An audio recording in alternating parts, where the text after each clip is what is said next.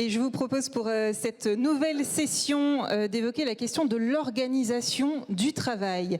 L'Ipsos a publié récemment les résultats de son enquête Tendance RH 2024 et on y apprend, entre autres, que la principale cause de stress au travail, qui touche 38% des salariés interrogés, eh bien c'est une organisation inefficace où les équipes collaborent mal et où les décisions ne sont pas prises ou appliquées. Vaste sujet, vous l'aurez compris, que cette question de l'organisation du travail. Pourtant, des leviers existent pour avoir une organisation qui soit à la fois synonyme d'épanouissement pour les collaborateurs et source également de performance pour l'entreprise. On va parler de ce sujet avec la dirigeante d'une entreprise d'une vingtaine de collaborateurs. Je vous demande d'accueillir Laurence Denis.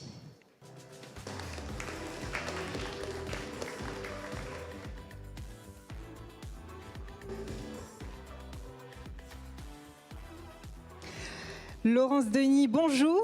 Bonjour. Vous êtes la dirigeante de Géonor. Alors Géonor, c'est un cabinet d'études indépendant. Vous êtes spécialisé dans les questions de l'eau, du sol et de l'agriculture. Vous le savez, nous avons coutume de démarrer nos échanges par un mot qui résume votre action. Je vous propose le terme d'innovation, puisque votre organisation du travail, vous l'avez vraiment repensée, remodelée avec ce zeste d'innovation qui vous est propre. Vous êtes un cabinet d'études, mais vous avez décidé de ne pas fonctionner comme un cabinet d'études, notamment sur la question des horaires. Ça peut paraître peut-être anecdotique, et pourtant c'est une vraie source d'épanouissement pour vos collaborateurs. Racontez-nous ce fonctionnement sur vos horaires. Bonjour à tous. Donc généralement, les bureaux d'études emploient leurs salariés avec des contrats au forfait, à la mission. Et c'est un choix que du départ j'ai pas souhaité faire parce que on voit que dans les bureaux d'études il y a généralement beaucoup de turnover et beaucoup de stress et beaucoup d'horaires à faire par les collaborateurs. Et donc dès le départ on a souhaité rester sur des contrats de travail qui soient à l'heure, avec des heures supplémentaires certes, mais à l'heure, et surtout dans la gestion de l'entreprise, d'intégrer cette question de la charge de travail avec un outil qui nous est propre, qui est notre plan de charge, mais qui est un outil qui permet d'intégrer, parce qu'en fait quand on vend une étude, on vend des jours, on vend des heures, et donc gérer ces heures-là, c'est vraiment la clé de voûte de l'organisation. Donc voilà, C'était vraiment avoir une visibilité sur votre plan de charge, mais avec oui, des horaires de façon à être aussi plus fin dans l'accompagnement, pas vendre, d'être en surcharge ou sous-charge. Voilà, c'est ça. C'est comment piloter la charge de travail, le bon effectif, les bonnes compétences, tout en intégrant le fait qu'on ne peut pas demander aux salariés de faire 50 heures semaine. Donc voilà. Effectivement. Vous avez aussi décidé d'impliquer plus fortement vos collaborateurs au sein de votre gouvernance. Pourquoi ? Parce que vous êtes une vingtaine, on s'imagine que les informations doivent circuler, et pourtant vous avez quand même voulu les responsabiliser, les intégrer plus fortement dans votre gouvernance. Pourquoi ce choix-là ? Même si on est une petite structure, en fait, c'est une structure que j'ai fondée en 2008.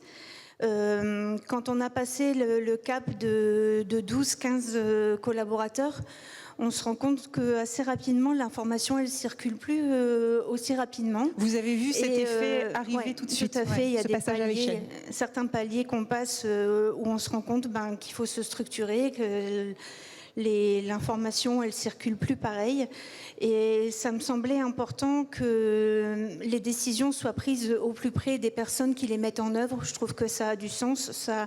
Ça correspond aussi, je pense, à l'état d'esprit des nouvelles générations qui arrivent sur le marché du travail. Et donc, je me suis rapidement intéressée à cette question de la gouvernance partagée. Moi aussi, en tant que fondatrice de l'entreprise, j'ai été sensibilisée à l'entreprise demain sans moi. S'il m'arrive quelque chose, que quand on crée une entreprise, on fait tout. Et je me suis rapidement posé la question, s'il m'arrive quelque chose, que devient l'entreprise ? Et quand on commence à avoir une vingtaine de familles derrière qui dépendent de ma propre santé, voilà, ça questionne. Et donc c'est tout un cheminement qui m'a amené à vouloir impliquer le plus possible les collaborateurs dans les décisions et dans la gestion de l'entreprise. Et de les mettre en capacité de le faire aussi. Il y avait cette notion de transparence qui est assez forte dans votre vision.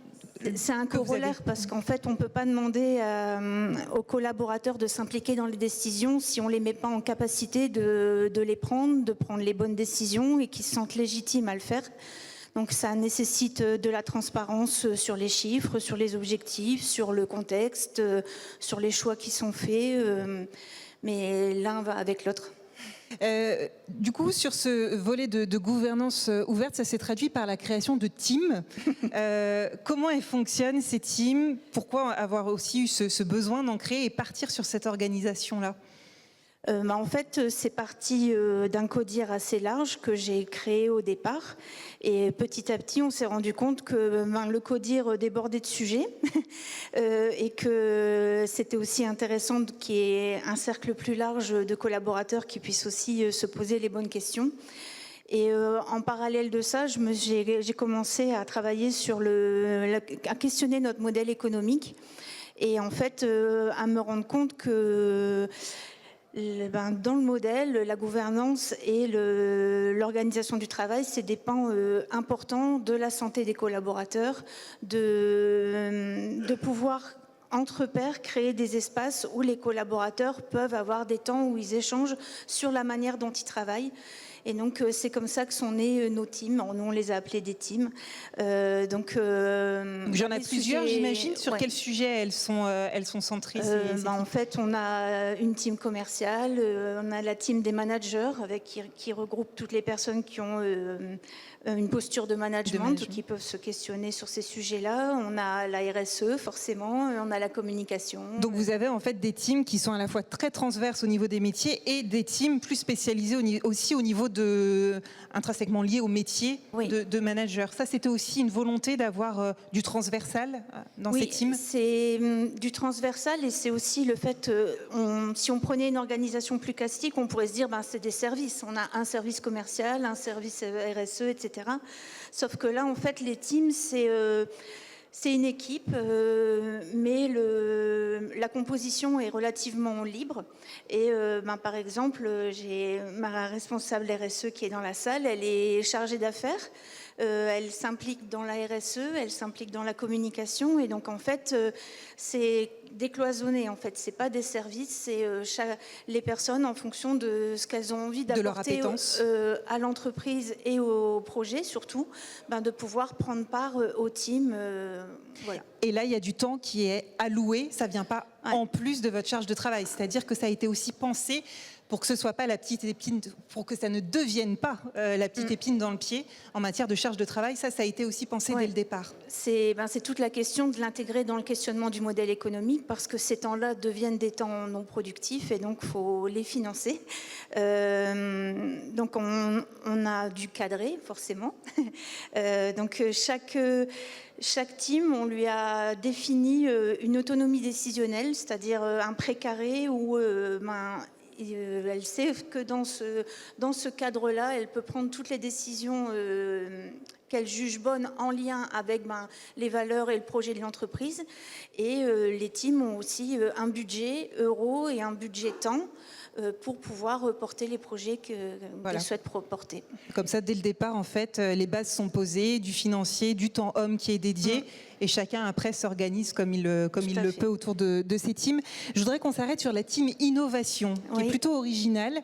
La team R&D, vous l'avez appelée comme ça.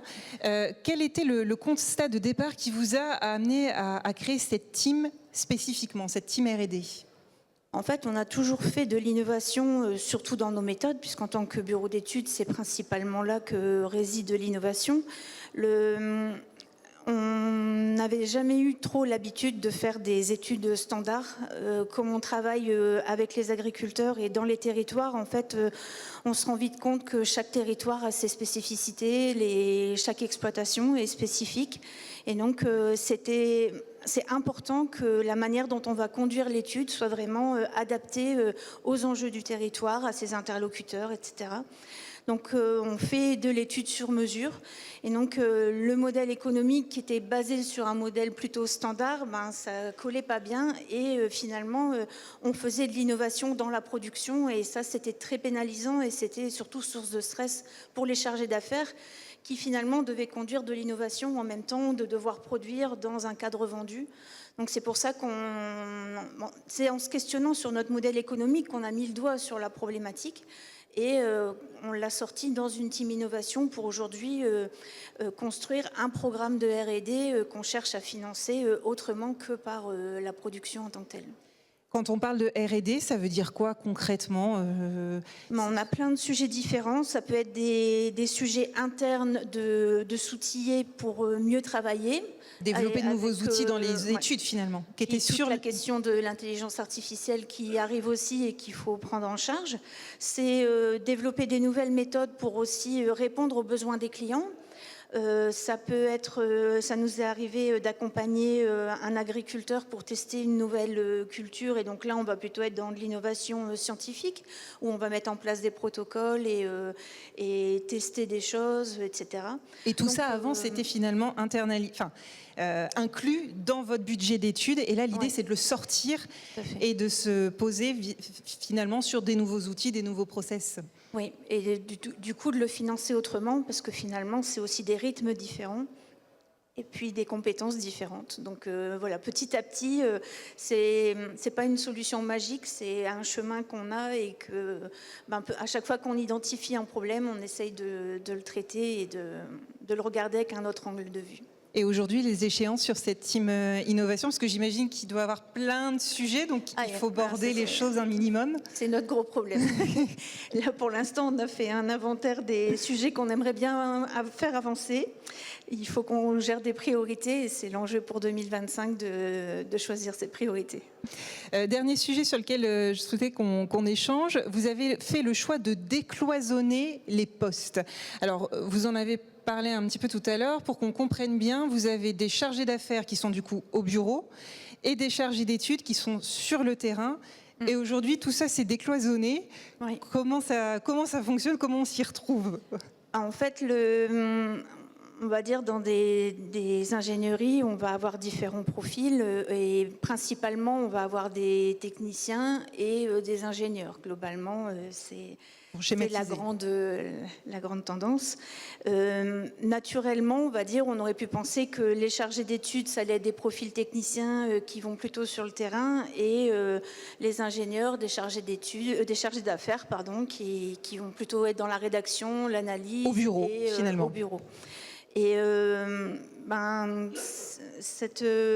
va dire cette logique qui semble naturelle un peu partout et qui aussi qu'on retrouve dans les appels d'offres, ce qu'on nous demande encore de répondre avec cette structure-là, finalement, elle nous convenait pas dans le sens où une personne qui a fait des études d'ingénieur agricole, c'est forcément une personne qui aime bien aussi discuter avec les agriculteurs, aller sur le terrain, regarder comment ça se passe. Et donc, un ingénieur qu'on enferme au bureau, au bout d'un moment, il en a marre. Et inversement, on peut avoir des techniciens qui, avec de l'expérience et une appétence, petit à petit, vont vouloir traiter les données, les présenter en réunion, animer des réunions. Et finalement, ce cloisonnement, on trouvait qu'il n'avait plus de sens. Limite, il générait même des tensions parce que c'était des statuts différents, etc. Donc, on a fait le choix de ne plus avoir de statuts différents, d'avoir un prix unique de journée.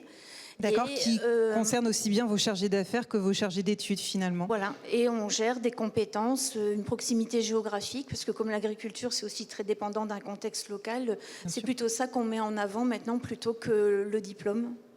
Et ça vous a permis aussi de proposer des évolutions à vos salariés parce qu'on pense beaucoup aux évolutions managériales, mais on peut aussi avoir des évolutions plus horizontales.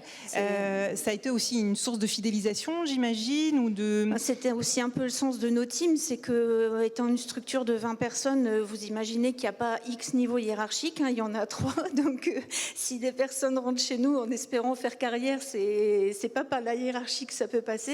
Donc l'idée, c'était aussi de pouvoir offrir des opportunités de s'épanouir en s'intéressant à d'autres sujets, en pouvant quelque part modeler son travail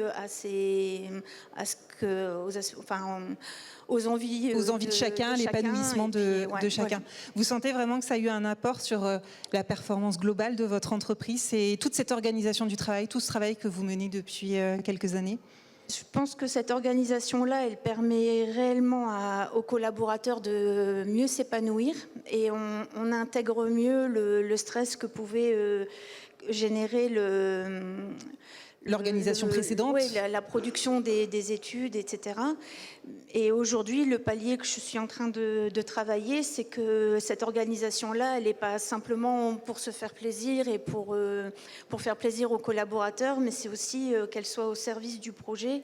Et le projet, c'est vraiment de pouvoir accompagner les territoires sur la préservation de l'eau et des sols, mais vraiment en tenant compte des spécificités du territoire. Donc le fait d'avoir cette organisation qui est agile, ça nous permet de faire du sur-mesure. Du sur-mesure et qui fonctionne, qui est source d'épanouissement pour vos collaborateurs. Merci beaucoup, Laurence Denis. Merci. Je rappelle que vous êtes la dirigeante de Géonor. Merci et à bientôt.